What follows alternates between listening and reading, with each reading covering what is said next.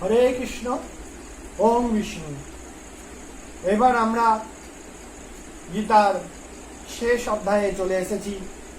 গীতার শেষ অধ্যায় হলো অষ্টাদশ অধ্যায় বা 18তম অধ্যায়, যা মোক্ষ যোগ নামে অভিহিত বা মুখ্য যোগ নামে পরিচিত। অষ্টাদশ অধ্যায় মুখ্য যোগ। ওম হরি। অর্জুন কহিলেন, পার্থ কহে, ঋষিকেশ কহ তো আমায় সন্ন্যাস ত্যাগ তত্ত্ব বলো কারে কয়। অর্জুন জানতে চাইল ঋষিকেশের কাছে সন্ন্যাস আর ত্যাগ তত্ত্ব কি। সে ভগবান কহিলেন, ফলসহ কাম্য কর্ম ত্যাগী সন্ন্যাস, জ্ঞানীগণ এই মত করেন প্রকাশ। ফলের আকাঙ্ক্ষা কর্ম, এই কর্ম আমাকে করতে হবে, সেই কর্মে ত্যাগই হচ্ছে সন্ন্যাস। জ্ঞানীগণ এই কথাই বলে। বিচারে নিপুণ কিন্তু অনেকে আছেন সর্বকর্ম ফল ত্যাগ সন্ন্যাস বলেন, অনেকে আবার সর্বকর্ম ফল ত্যাগকে সন্ন্যাস বলেন। হিংসা দেশ আদি যত কর্ম সকল সচেতনে ত্যাজ কর্ম সহ কর্ম ফল। কেহ বলে যোগ্যদান ত্যাজ্য কবু নয়, মীমাংসকগণেরা এই কথা কয়। নিশ্চিত ত্যাগের কথা করহ শোভন, তিন রূপ সেই ত্যাগ কুঞ্চিতনন্দ। এবার ভগবান তার ত্যাগের কথা বলছেন যে তিন রূপ ত্যাগ হয়। কি কি? যেহেতু আচুরি এই যোগ্যতা দান চিত্তশুদ্ধি লাভ করে যত জ্ঞানবান, ফলের আকাঙ্ক্ষা কিন্তু তাহে না রাখিবে, কখনো ফলের আকাঙ্ক্ষা রাখবে না। এই মোর মত তুমি নিশ্চয় জানবে। নিত্যকর্ম ত্যাগ কবু উচিত না হয়, মোহবশে ত্যাগ করে তামর্য হয়। নিত্যকর্ম যেগুলো সেগুলো ত্যাগ করা কখনোই উচিত নয়। সাংসারিক যারা, তাদের পক্ষে সংসারে নিত্যকর্ম অবশ্যই করতে হয়। সেটা যারা ত্যাগ করে তারা তামসিক হয়। কায় ক্লেশ ভয়ে দুঃখে যে করে বর্জন, মানে ক্লেশের ভয়ে বা পরিশ্রমের ভয়ে যে কাম্যকর্মকে বা নিত্যকর্মকে ত্যাগ করে, রাজস ত্যাগের ফল পায় সেই জন। অবশ্য কর্তব্য বোধে যে কার্য নিয়ত অনুষ্ঠিত হয় তাহা সাত্বিক বিদিত। অকুশল কর্মে দেহ দেশ না রহে যখন, কুশল কর্মেও নাহি রহে অকিঞ্চন। হেনস্থির বুদ্ধি জন বিচ্ছিন্ন সংশয়, সাত্বিক সে জন জানিবে নিশ্চয়। দেহি নাহি পারে কর্ম করিতে বর্জন, কর্মফল ত্যাগী সেবা ত্যাগী সেই জন। ইষ্ট ও অনিষ্ট মিশ্র তিন রূপ ফল পরলোকে ভোগ করে অত সকল। মানে আমাদের তিন রূপ ফল ভোগ করতে হয়। ইষ্ট ফল মানে ভালো ফল, অনিষ্ট ফল খারাপ ফল, আর মিশ্র মানে মেলানো মেশানো ফল পরলোকে গিয়ে সকলকে ভোগ করতে হয়। যারা অত্যাগী হয় তাদের। সর্বকর্ম ফল ত্যাগী সন্ন্যাসী যাহারা, এই সকল কর্মভোগ না করেন তারা। শুনো মহাবাহ এই পাঁচটি কারণ, বেদান্ত সিদ্ধান্তে যাহা হয়েছে বর্ণন। তোমার জানার জন্য সেই সমুদয় কহিতেছি অবদান করো ধনঞ্জয়। মন বুদ্ধি অহংকার চেষ্টা সচেতন, এই পঞ্চ হয় এর দৈব এই কারণ। কায় মনোবাক্যে যাহা করে নরগণ, অন্যায্য বা ন্যায্য কর্তার এ পঞ্চ কারণ। সেই দেহধারী আত্মা করো এ দর্শন, ইমুতি কুবুদ্ধি তার না হয় কখন। আমি কর্তা জানে নাহি এরূপ অনিশ্চয়, ইষ্টানিষ্টে যার বুদ্ধি লিপ্ত নাহি হয়।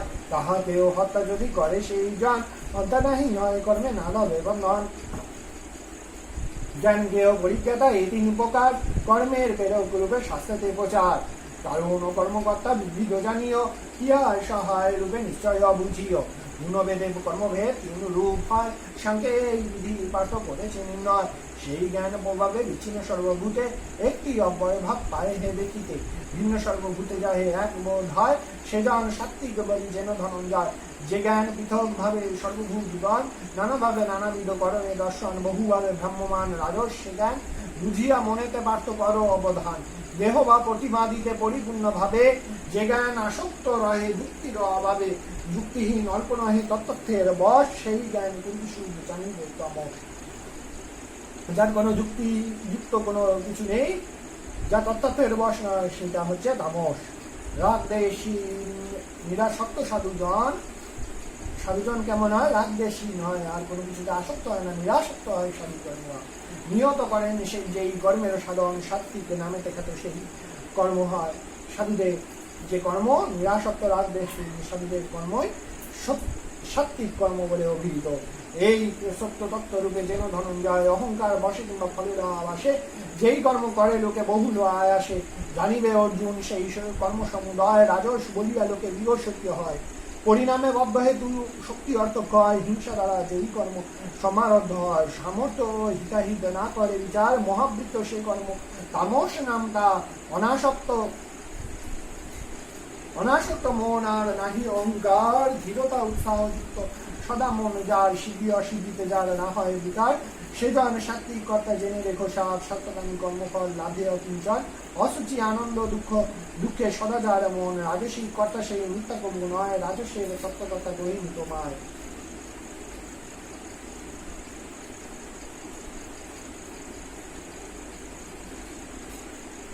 অযুক্ত বিবেকহীন উদ্ধত পঞ্চ অলস বিষাদী পরিবৃত্তি রচেদ, দীর্ঘসূত্রী এই রূপ কর্তা যেই হয়, সে কর্তা তামসী সকলেই কয়। গুণভেদে রীতিবুদ্ধি তিন রূপ হয়, অশেষ করিব তাহা শুনো ধনঞ্জয়, প্রবৃত্তি নিবৃত্তি কার্য ভয় ভয়, বর্ণ মুখ্য বুঝে বুঝে বুদ্ধি শক্তি সে হয়, যাহাতে না হয় কিছু কাণ্ডাকাণ্ড জ্ঞান, সে বুদ্ধি রাজস্বার্থ করো অবধান।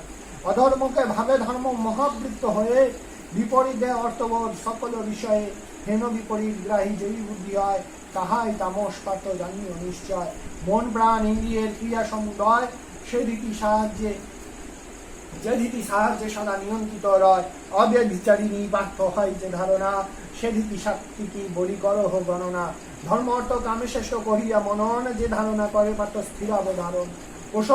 প্রসঙ্গত ফলাকাঙ্ক্ষা কিছু কিছু থাকে, রাজস্বিক ধারণা তুমি জানিও তাহাকে, নিদ্রা ভয় শোক দুঃখ চেতনা রয়, অবিবেকী জন তাহা ব্যতীতে না যায়, সতত বিষাদে মগ্ন থাকে অনুক্ষণ, সে রীতি তামসী পার্থ রাখিও স্মরণ। অধুনা ভরত শ্রেষ্ঠ করহ শোভন, সুখের কিরিত ভেদ আমানো সদন।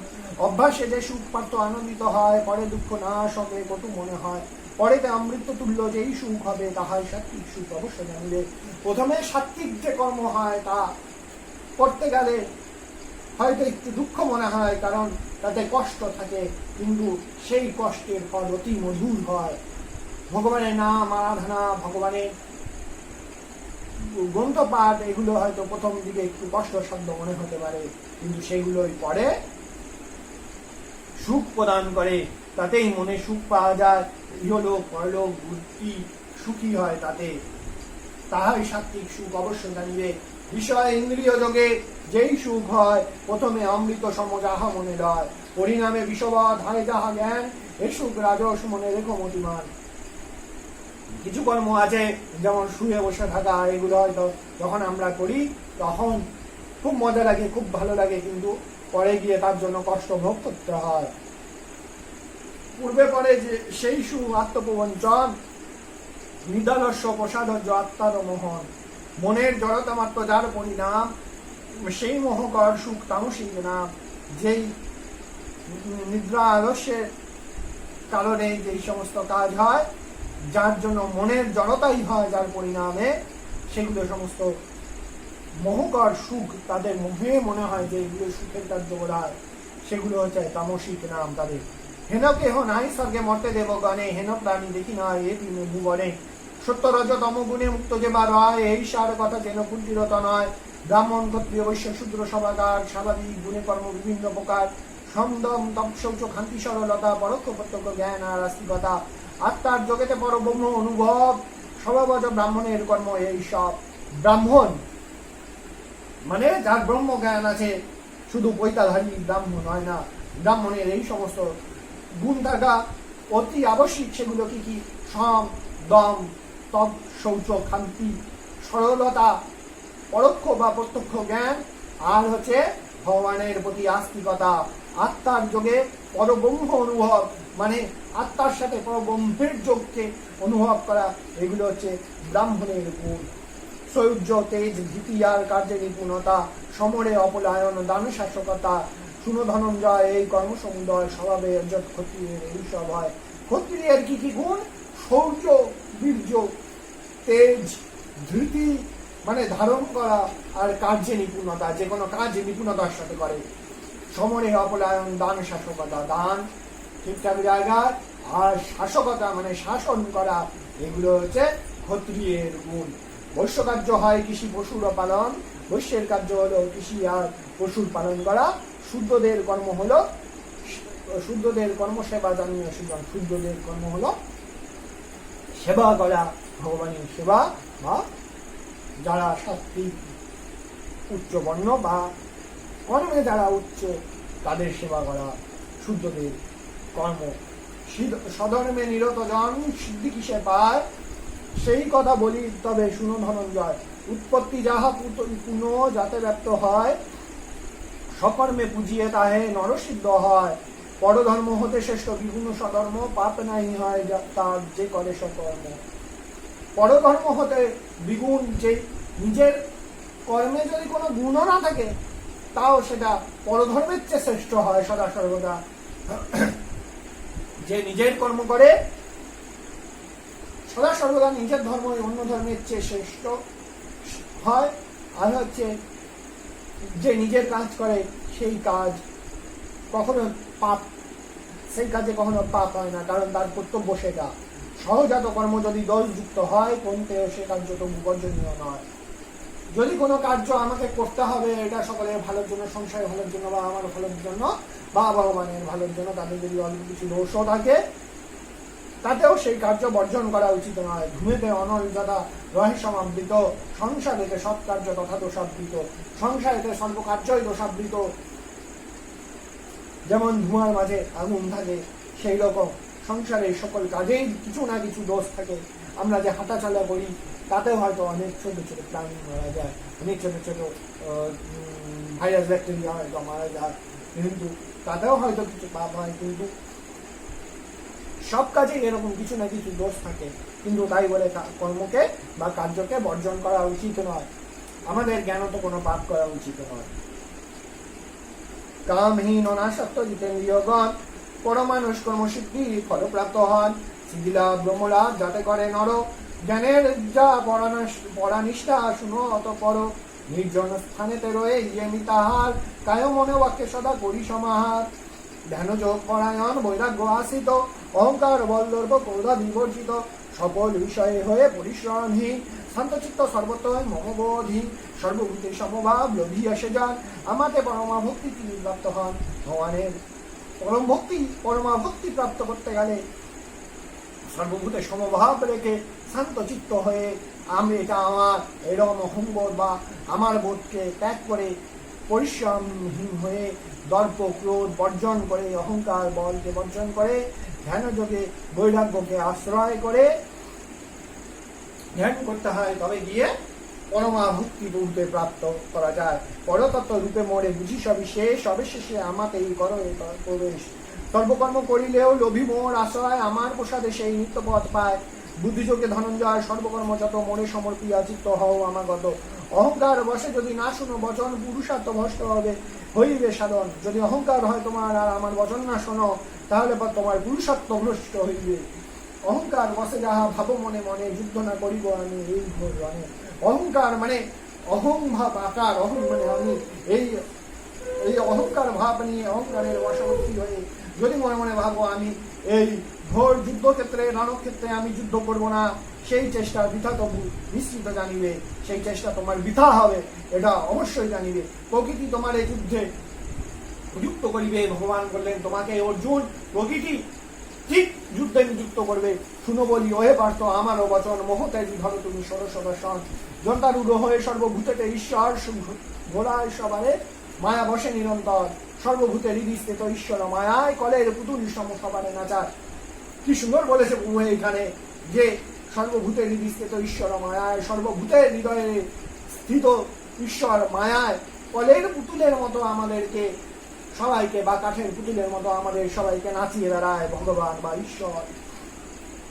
তাই বলছে যে তুমি সর্বমোহ ত্যাগ করে সহস্র আসন মানে হচ্ছে তীর ধনুককে ধারণ করো ও যুদ্ধ করো। সর্বভূত হৃদিস্থিত ঈশ্বর মায়ায়, কলের পুতুল সম সবারে নাচায়। সে কারণে লহ তুমি তাহার সর, নচিরে লভিবে নিত্য শান্তি নিকেতন। গুজ্জ হতে গুজ্জতর জ্ঞানেরও আখ্যান, সকলই তোমায় আমি কহি রুধিমান। অশেষ রূপেতে ইহা করিয়া চিন্তন, যাহা ইচ্ছা করো তাহা চিরনন্দন।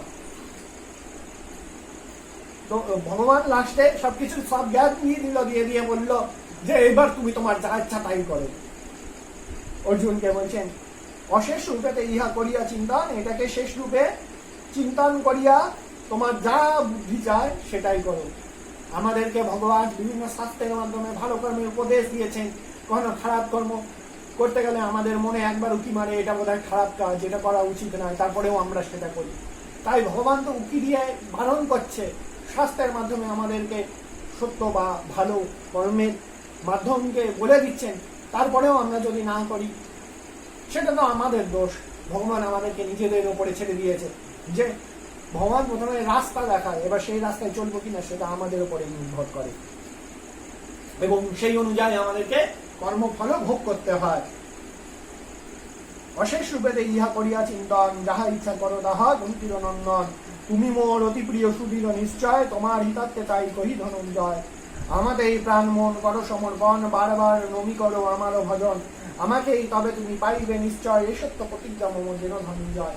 লাস্টে ভগবান সব শেষে বলছে তুমি আমার প্রিয়, তাই তোমাকে আমি কিছু জ্ঞান দিচ্ছি, তোমার হিতার্থে তোমাকে বলছি যে আমাকে প্রাণ মন সমর্পণ করে বারবার আমাকে নমন করে প্রণাম করে আমারই ভজনা করো, তাহলেই তুমি আমাকে পেতে পারো। এটা আমার সত্যি প্রতিজ্ঞা। এটা শুধু অর্জুনের ক্ষেত্রেই সত্য নয়, সকল মানবের ক্ষেত্রে সত্য। সর্বকর্ম ত্যাজি হও আমারই আশ্রিত, স্বল্প পাপ হতে তোমার করিব বর্জিত। সব কিছু কর্মফল ত্যাগ করে প্রভুরই আশ্রয় গ্রহণ করা উচিত। প্রভু আমি তোমার শরণাপন্ন হলাম এই বলে, তাহলে পরে সর্বপাপ হতে তোমাকে করিব বঞ্চিত। তাহলে পরে সর্বপাপের বা পাপের যে ফল, আমরা যে পাপ করি সেই পাপের ফল আমরা যদি প্রভুর শ্রীচরণের আশ্রয় গ্রহণ করতে পারি। এক তো জ্ঞান তো পাপ করলে চলবে না, অজ্ঞানে যদি কোনো পাপ হয়ে যায় তার জন্য আমরা যদি প্রভুর আশ্রয় গ্রহণ করি যে আমাদের এই পাপ থেকে পাপের কর্মফল থেকে বা পাপের ফল থেকে মুক্ত করে প্রভু আমি তোমার আশ্রয় নিলাম, তোমার শরণাপন্ন হলাম, তাহলে সর্বপাপ থেকে প্রভু আমাদেরকে রক্ষা করে। ভক্তি শূন্য ধর্মহীন যেই জন হয়, এই গীতা তত্ত্ব প্রভু না শোনাবে তাই। মানে প্রভু বলছে যার ভক্তি নেই, ধর্মের প্রতি কোনো টান নেই, ধর্মহীন যারা, তাদেরকে এই গীতা তত্ত্ব কখনো শোনাবে না। এই গুহ্য তত্ত্ব তার সংসারে যে যান ভক্তগণে মম সদা করায় শোভন। ভক্ত ব্যতিরিকে প্রিয় নাহি মোর আর, ইহা ভিন্ন প্রিয় কেউ হবে না আমার। গীতাগ্রন্থ ভক্তিভাবে যে করে পঠন, জ্ঞানযোগ্যে সেই মনে করিবে পূজন। শ্রদ্ধাবান অনাসক্ত শ্রোতা যারা হয়, সে পুণ্যাত্মা শুভলোকে করিবে গমন। তুমিও তো গীতা তত্ত্ব করিলে শোভন, অজ্ঞানতা মোহনা হলো তো তখন। মানে প্রভু বলছেন অর্জুনকে যে যে পাপী, যার কোনো ভক্তি নেই, ধর্ম নেই, তাদেরকে এই গীতা তত্ত্ব, এই গুহ্য তত্ত্ব কখনো শোনাবে না। এই গুহ্য তত্ত্ব ভক্তগণে আমার ভক্তদেরকে সদা শ্রবণ করাবে। যারা ভক্ত হয় না, আমার ভক্ত হয় না, তারা ছাড়া তারা কেউই আমার প্রিয় নয়। একমাত্র আমার ভক্ত যারা, তারাই আমার প্রিয় হয়।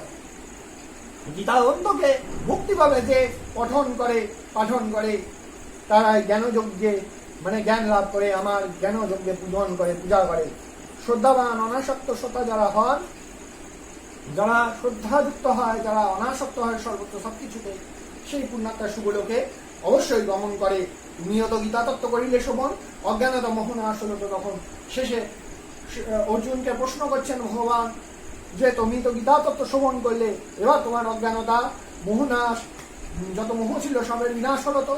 তখন অর্জুন বলছেন তোমার দয়ায় গত সন্দেহ আমার, বিদুরত সমুদয় মোহমায়ার। অর্জুন বললেন হ্যাঁ প্রভু, তোমার দয়ায় আমার সমস্ত মোহ মায়া যা ছিল সব কিছু বিনাশ হলো, সব কিছু আমার থেকে দূর হলো।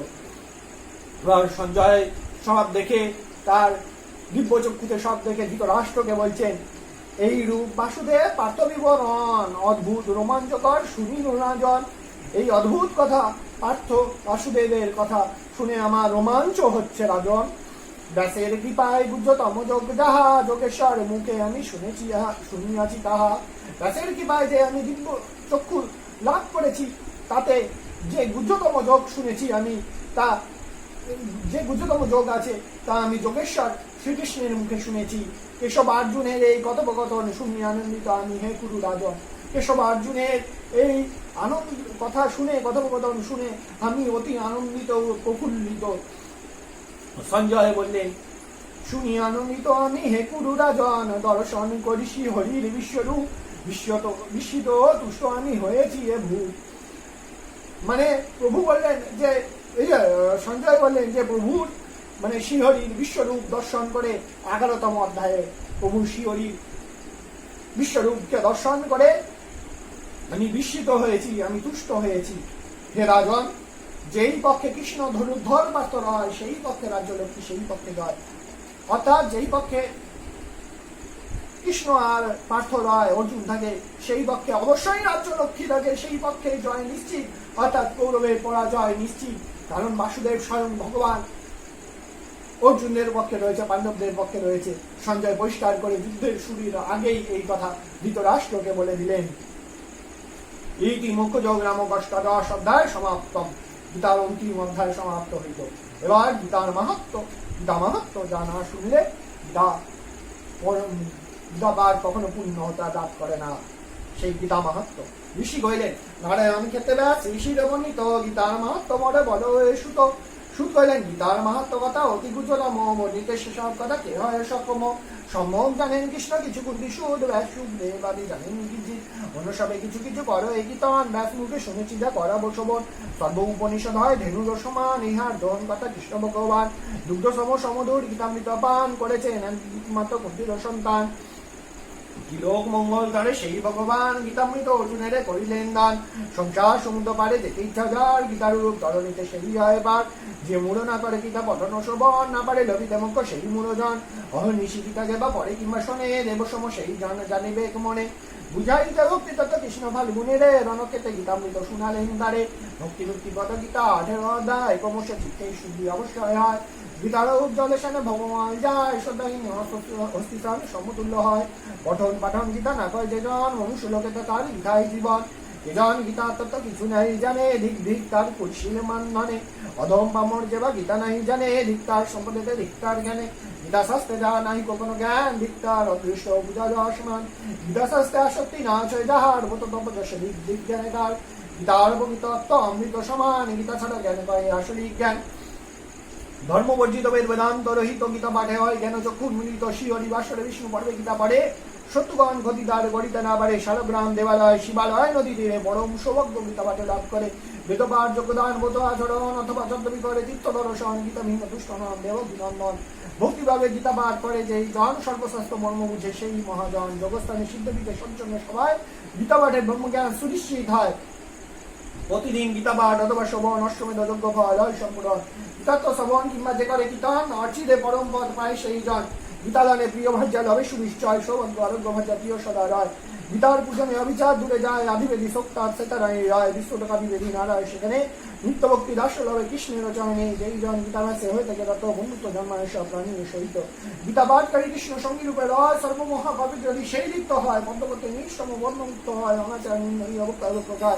হিন্দি গীতা পাঠ জ্ঞান জ্ঞান মত, গীতা পাঠে না আসা জানিবে শত। গীতা পাঠ করেছেন যেই মহাজন, বাকলিপ্ত নাই চুরি যদি করে কেহ রত্ন সমুদয়, একবার গীতা পাঠে নিষ্পাপ সে হয়। সাধনিক যে দন তার গীতাগত প্রাণ, জপক সেই সেই ক্রিয়াবান। গীতা পাঠ স্থানে বিবিধ রয়, যোগীগণ পাঠকীয় দেহ রক্ষী হয়। যেখানে যে গীতা সেটা কৃষ্ণ ভগবান, নারদ ধ্রুবাদী শরণ বিদ্যমান। গীতা পাঠ পঠন কিংবা গীতার বিচার যথাসহ কৃষ্ণ সেটা করেন বিহার। শ্রী ভগবান কহিলেন, গীতাই হৃদয় গীতা অতি শ্রেষ্ঠ জ্ঞান, শ্রেষ্ঠ পদ শ্রেষ্ঠ দ্বার, গীতা শ্রেষ্ঠ স্থান। গীতার এই বাস গীতাই ভগবান, গীতা জ্ঞান পালন। যুদ্ধ মধ্যে শ্রেষ্ঠ গীতা বহুমূল হয়, অর্ধমধ্যে চিদানন্দ অনির্বাচ্যময়। হে বার্ত গীতার নাম করো শোভন, দূর করে সর্ববাদ। গীতার গীতান হন গীতা সাবিত্রী সত্য স্বরূপিণী, ব্রহ্মবলী ব্রহ্মবিদ্যা ত্রিসন্ধ্যা রূপিণী, দেশন্ধ্যা রূপে গীতা মুক্তি গৃহিণী, অর্ধমধ্যে চিদানন্দ ভৌমিনী রূপিণী।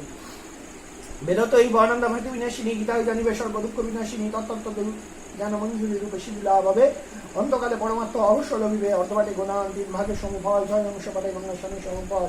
হিন্দুলোক প্রাপ্ত হয় 2টি অধ্যায়ে কল্পকাল বাস করে, আনন্দিত হয়ে এক অধ্যায়ে হিন্দুলোকে সেই বাস করে। এই রূপে গীতা যে পরে ভক্তি ভরে, অধ্যায়ে চতুর্থাংশ পাঠ করে যেই শতমানন্দ শুদ্ধ লোক লবে সেই। 1, 2, 4, 5, 7 কিংবা 10 পাঠে চন্দ্রলোকে বাস অজিত বরস। মৃত্যুকালে একাধ্যায় অথবা চরণ স্মরণে পাঠক পরমপদ প্রাপ্ত হন। মৃত্যুকালে মহাপাপী অদম যে জন মুক্তি লাভে গীতা অর্থ করিলে শোভন। গীতার সহিত যে প্রাণ ত্যাগ করে বিষ্ণু সহকারে বাস পূর্ণমাচারে একাধ্যায় গীতা পাঠে যাক পুনর্জন্ম অভিষেক মুক্তি পাওয়া। মৃত্যুকালে গীতা যেই করে উচ্চারণ, পূর্বকৃত প্রাপ্তা নিশ্চয় খণ্ডন। গীতা পাঠে কর্মে কোনো দোষ নাই হয়, সত্যকালে করে যায়। গীতা পাঠ সহসাধী তুষ্ট কীর্তিগণ, প্রীতিলোকে মহানন্দে করেন গমন। ধেনুপুচ্ছ সহগীতা দানে যেই জন, তিনি হন সেই গণ। স্বর্ণসহ গীতা দানে নাশ ধরায়, শত গীতা দানে জন্ম মৃত্যু পার হয়। গীতা দান ফলে দাদা বিষ্ণুতে যায়, মহানন্দে বিষ্ণু সহ নিবাস করায়। অর্থ তিনি গীতা দানে বাসনা পুরয়। শ্রবণে না পাঠে তারা তাহলে অবাক করে এই সংসার দুঃখবন্ধু রবি গীতা জ্ঞান অপারিলে ভক্তি শিব সেই পাঠ জনকাদি রাজগান গীতা সে করি আসে পারে গেছে তে গীতা করি গীতা পাঠে উচ্চ নীতি হতে নাই হয় সমজ্ঞান হয় গীতা পাঠে সুনিশ্চয় অহংকারী গীতে নন্দন নরকে ডুবায় অমানিত কম্পা রহিত কথায় গীতা অর্থ যেই মন না করে সবল জন্ম জন্ম সুখ অর্জন করে সে মন চুরি করে গীতা জয় করে তখন নিষ্পন্দায় গীতা জীবন স্বর্ণবজ্র পটবস্ত্র সহ গীতা দান করিলে কৃষ্ণ ভগবান শিবরী গীতি লাগি গীতা পাঠে গেলে সন্তুষ্ট করিবে তারে নানা উপচারে সুখ করিলেন গীতার মাহাত্ম কৃষ্ণ ভক্ত পুরাতন গীতান্তে করিলে বার সুভোগী হন গীতান্তে মাহাত্ম বার যে জন না করে গীতা পাঠ হয় তার জানিয়ন করে মাহাত্ম সহিত গীতা পড়ে যেই জন সর্বগুণ লাভ করে সেই মহাজন ইতি শ্রীমদ্ ভগবৎ গীতা মাহাত্ম সমাপ্তম হরি ওম তৎসৎ ওম হরি